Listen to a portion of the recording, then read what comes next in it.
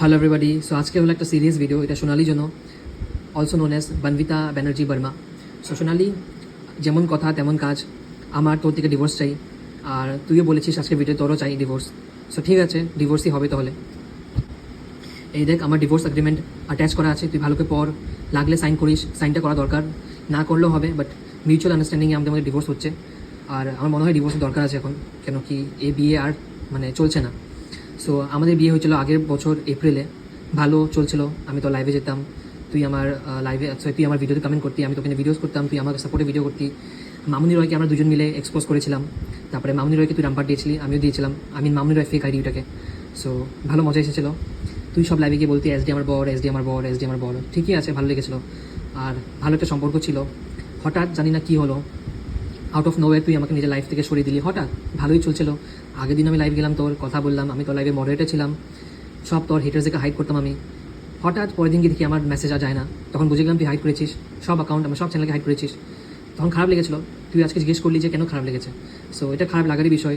তুই ভাব, যখন তুই একজনকে মানে একজনের সঙ্গে তো সব ঠিক হয়ে গেছে, বিয়ে হয়ে গেছে, আর তুই কেন কাউকে হাইড করবি? ওই মানুষটা তোকে খারাপও কিছু বলেনি, তোর আগেনস্ট কোনো বাজে কথাও বলেনি। যেখানে তোকে নিয়ে বাজে কথা হতো ওইখান থেকে ওইখানে আমি কমেন্টও করতাম না, ওইখানে আমি হাসতামও না, কমেন্টও করতে কিছুই করতাম না।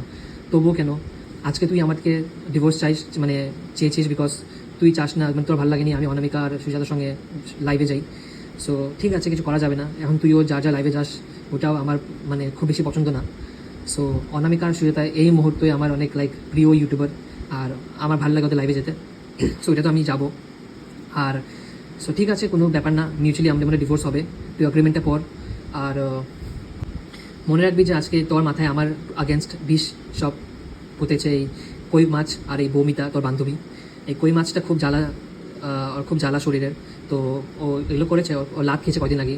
সো লাত খাওয়ার পরও মানুষকে হ্যারাস করার পরও এগুলো করছে, ঠিক আছে করে কোনো লাভ হবে না।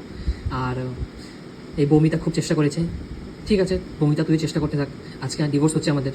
সো ঠিক আছে সোনালি, আমাদের মধ্যে সব সম্পর্ক শেষ, আর তুই আমার বউ না, আমি তোর বর না।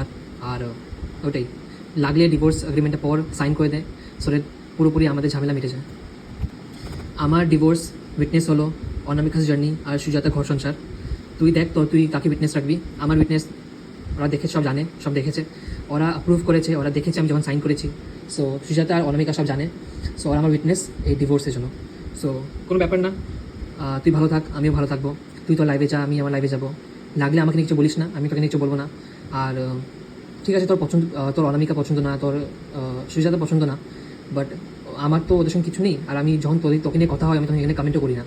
সো এখন তুই যে ভাবিস আমি তোকে স্ট্রাইক দিয়েছি, আমি স্ট্রাইক দিতে জানিও না, আমি জীবনে কাউকে স্ট্রাইক দিইনি, প্রয়োজন পড়াইনি, প্রয়োজন পড়েনি, কেন কি স্ট্রাইক দিবই কেন আমাকে? নাই আমার কেউ আমার ভয়েস ইউজ করেছে, নাই আমার কেউ ফেস ইউজ করেছে, আমার ফেস তো নাই, বাট স্টিল আমার ভিডিও ইউজ করেছে, কিছুই না। আমি স্ট্রাইক দিতেও জানি না, আর আমি কাউকে দিইও নি। এখন জানি না তোকে কে দিয়েছে, কই মাছ তোর মাথা খুব ঘটছে যে এসডি দিয়েছে, আমি জানি, কিন্তু আমি দিইনি। তুই মানলেও কিছু না, না মানলেও কিছু না, কেন কি বলে লাভ নেই, যখন আমি দিইনি এটা আমি দিইনি। আর ওটাই, তুই ভালো থাকিস, আমিও ভালো থাকবো। আর আমাদের মধ্যে ডিভোর্স হয়ে গেছে, আজকে থেকে আমাদের মধ্যে আর কোনো সম্পর্ক নেই। বাই।